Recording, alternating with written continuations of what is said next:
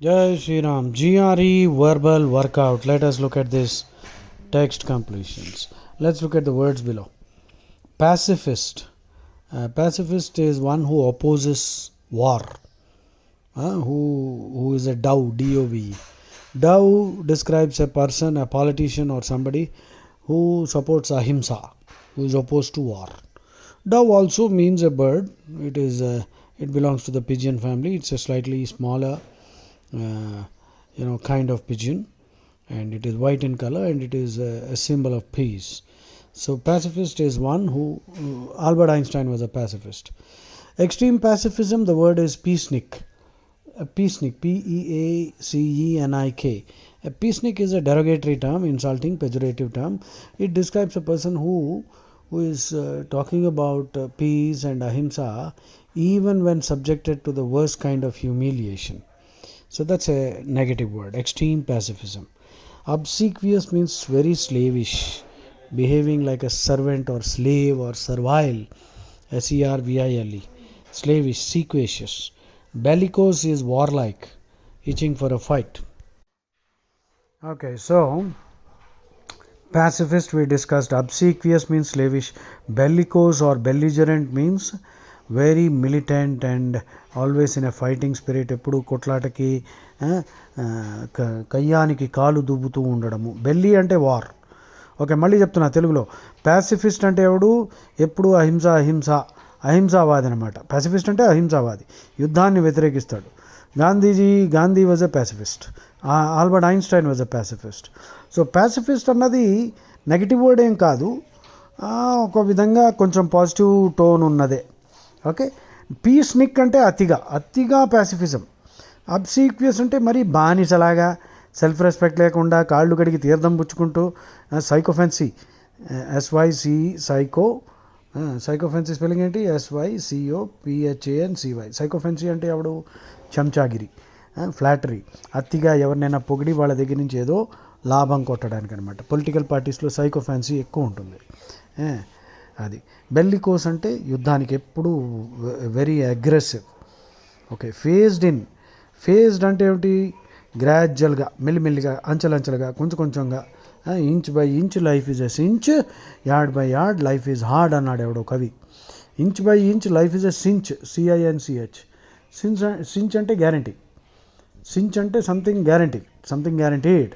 Yard by yard life is hard. ఇది బట్టి కొట్టు. రేపు పొద్దున ఎక్కడైనా స్టేజ్ ఎక్కినప్పుడు, ఎక్కడైనా మాట్లాడినప్పుడు ఇలాంటి మంచి చిన్న పోయమ్స్ చెప్పారనుకో, శ్లోకాలు, చాలా బాగుంటుంది.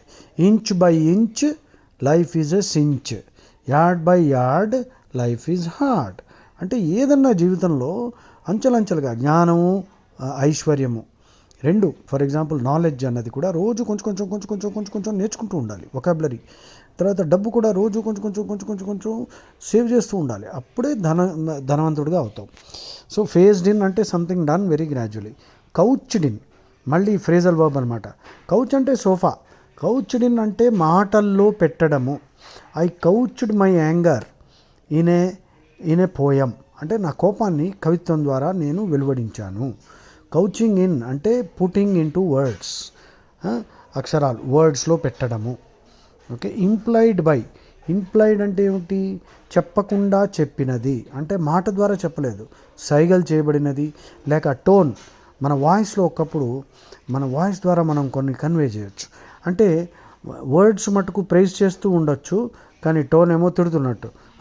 యు ఆర్ వెరీ ఇంటెలిజెంట్ అంటే ఏమైంది? నేను ఇంటెలిజెంట్ అని పొగుడుతున్నానా? లేదే. ఆ టోన్ ఎలా ఉంది? నెగిటివ్గా ఉంది. సో ఇంప్లైడ్ అంటే something stated indirectly, in fact not stated but conveyed.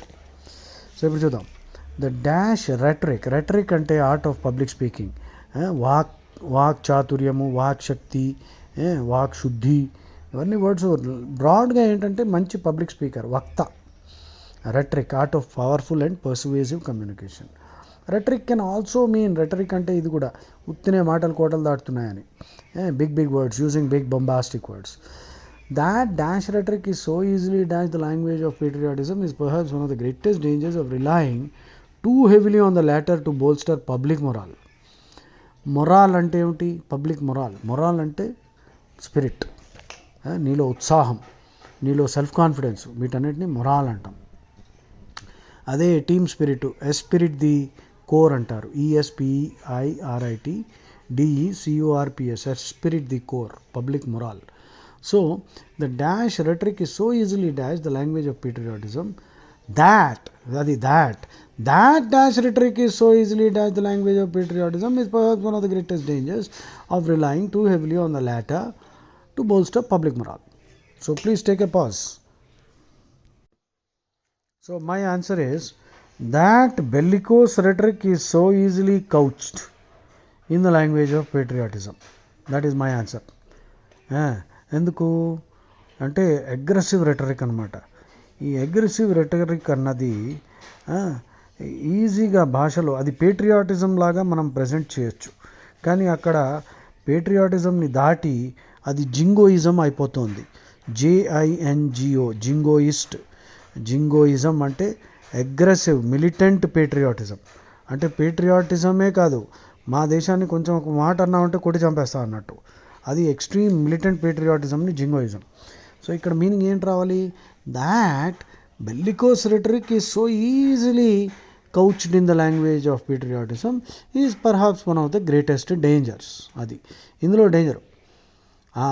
ఇందులో డేంజర్ ఏంటంటే ఇలాగ రెచ్చగొట్టేటట్టు స్పీచ్ ఇచ్చేసాడు అనుకో, డెమగాగ్, DEMAGOGUE, డెమగాగ్ ఆర్ రాబుల్ రౌజర్, RABBLE-ROUSER. రాబుల్ రౌజర్, డెమగాగ్ అంటే జనాల్ని రెచ్చగొట్టే స్పీచులు ఇచ్చే టైపు లీడర్. అంటే one who place on the passions of the public, one who Stokes riots, one who is a false leader actually, who will play on the minds of the public and rouse them to indulge in all kinds of riotous activities.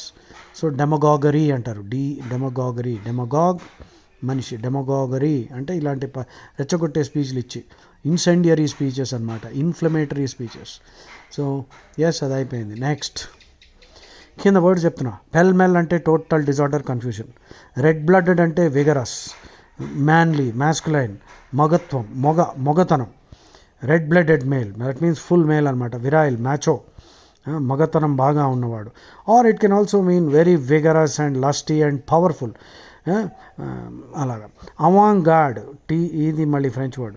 అవాంగ్ garde అంటే latest ఫ్యాషన్లలో అన్నిటికంటే latest ఫ్యాషన్ని avant garde. T silent, R silent, avant garde, latest, state of the art, latest, cutting edge, bleeding edge. Effete అంటే మొత్తం పనికిరాని, discharged battery, useless, utterly useless, ఎందుకు పనికిరాని. Okay. Venerable అంటే డిజర్వింగ్ రెస్పెక్ట్. లిటరీ అంటే లిటరీ ఏది మన కవిత్వము లేక రాత, ప్రోజు, పోయట్రీ, లిటరేచర్కి సంబంధించిన హై లెవెల్. విగరస్ అంటే ఎనర్జెటిక్. ప్యూరైల్ అంటే ఇమ్మెచ్యూర్. ప్యూరైల్ అంటే ఇన్ఫెంటైల్, సోఫోమోరిక్, జూవనైల్, ఇవన్నీ వర్డ్స్ వచ్చాయి.